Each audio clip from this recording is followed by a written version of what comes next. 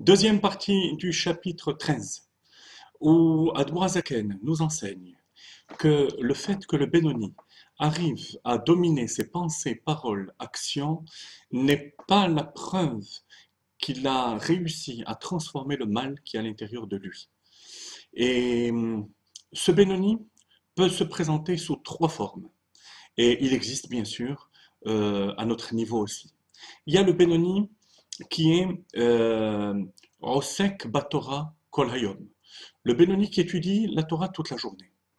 Il y a le Benoni qui prie toute la journée, même si il ne prie pas concrètement en disant les mots de Tfila, mais il est dans ses préparations, dans son imprégnation de la Tfila. Alors lui a un amour dévoilé de Dieu euh, qui pourrait lui faire croire qu'il est tzaddik, mais il ne l'est pas en fait. Et il y a le Benoni qui est Osek Bemasa ou Matan, qui travaille. C'est peut-être le Benoni qui a le plus de mérite parce qu'il est confronté au monde matériel et aux pulsions matérielles, du matériel qui peuvent en découler. Alors, à la page 36 du Tanya, Admoura Zaken nous dit la chose suivante. Euh, donc, ושאר ענייני עולם זה, ואף מי שתורת השם, שבתורת השם, חפצו, même si celui qui a le désir de l'étude est ויהגה בה יומם ולילה, et il y médite tout jour et nuit, l'ishma, avec la kavana qu'il faut, avec l'intention de s'attacher à Dieu. En זו הוכחה כלל שנדחה הרע ממקומו. Ce n'est pas une preuve comme quoi le mal a été chassé. אלא יכול להיות שמהותו ועצמותו בתוקפו בגבורתו במקומו בחלל השמאלי. Il est possible que le mal soit encore là dans toute sa force, mais que ce mal ne peut pas s'exprimer du fait que l'occupation de ce Benoni est toute la journée l'étude. Et le désir de l'étude, c'est un Benoni qui vit dans une bulle de spiritualité qui fait que même les pulsions du mal auront des difficultés à s'exprimer. Il en va de même pour celui qui prie.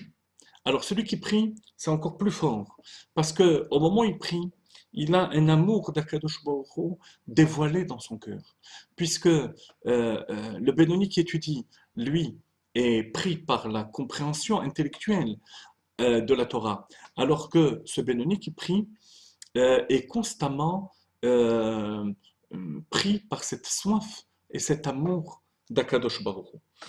Et c'est pour cette raison, c'est pour ça que Rabbah se considérait comme étant Benoni. On a posé la question au début du Tanya, dans le premier chapitre, comment est-ce que Rabbah, un tzaddik pareil, pouvait croire qu'il était Benoni? Avdelo Pasik pour même ça, bien que sa bouche ne s'arrêtait pas, ne cessait pas d'étudier. Comme la Gemara raconte que Rabbah était Yachid bin Gaim ve'ohalot. Il était unique dans sa connaissance des lois de pureté et impureté. Et une fois, il y a eu une discussion dans la Yeshiva du ciel au sujet de problèmes de plaies, de tsaraat, avec le poil, qui est le poil lavan, blanc, qui est un des signes de cette impureté. Le Akadosh Baruch Hu Omer Tahor disait que c'était pur, la Yeshiva du ciel disait que c'était tamé, et il fallait trancher, on est parti chez Rabbah. Et au moment où on est parti pour demander à Rabbah, lui poser la question, il était en train d'étudier la Torah. Et le Malach Hamavet, l'ange de la mort, devait reprendre sa neshama, et il ne pouvait pas, parce que l'eau passait pour même écrire ça. Alors on comprend, parce que ses lèvres ne cessaient pas d'étudier, on comprend comment un tzaddik pareil pouvait se prendre, se considérer comme étant Benoni, parce que Benoni, comme on vient de le définir, ça peut être quelqu'un qui étudie la Torah toute la journée et qui a un amour d'Akadosh Baruch Hu, qui fait qu'il voue toute sa vie à Akadosh Baruch Hu. Mais dire que le mal intérieur a été transformé, Rabbah, par humilité bien sûr, pensait qu'il ne l'avait pas fait. C'était une erreur, et c'est ce qu'Abaye, son élève, lui a fait remarquer, en lui disant que lo shavik machayel echol biria, si vous n'êtes pas tzaddik, alors il n'y a plus de vie sur terre. Parce que Le monde tient sur les tzadikim et Rabat était le Gadol Hador, était le grand de la génération. Donc, voilà les trois formes de Benoni. Ça existe aussi dans notre vie à nous, bien sûr de manière très relative. Il y a les moments où on étudie la Torah, les moments où on prie, les moments où on est confronté au monde matériel, mais où on arrive à surmonter les épreuves du monde matériel. On aurait tendance de croire qu'on a acquis cette transformation du mal. Admorazaken nous dit non. Notre rôle va être constamment dans notre vie de combattre ce mal, et il serait dangereux de croire qu'on ait réussi à transformer ce mal.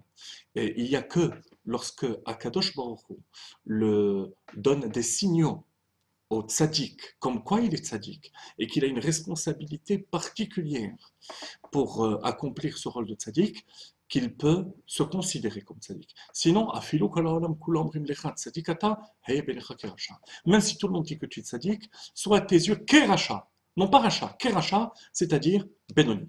Parce que le Benoni a aussi des pulsions de racha. Mais concrètement, il ne l'est pas. Alors voilà, l'enseignement de cette deuxième partie, c'est de apprendre à se connaître. Vous savez que c'est un des fondamentaux de la chassidoute. Connaître son potentiel, ne pas se fourvoyer, ni de manière par un excès, ni par un excès de sévérité au niveau de son jugement personnel, ni par une exagération euh, de croire qu'on serait déjà au niveau de tzaddik. On a le rôle de Benoni qu'on doit mettre en application, au moins aspirer à le devenir, de manière à dominer nos pensées par l'action, ou par la Torah, ou par la tfila, ou par la confrontation avec le monde matériel.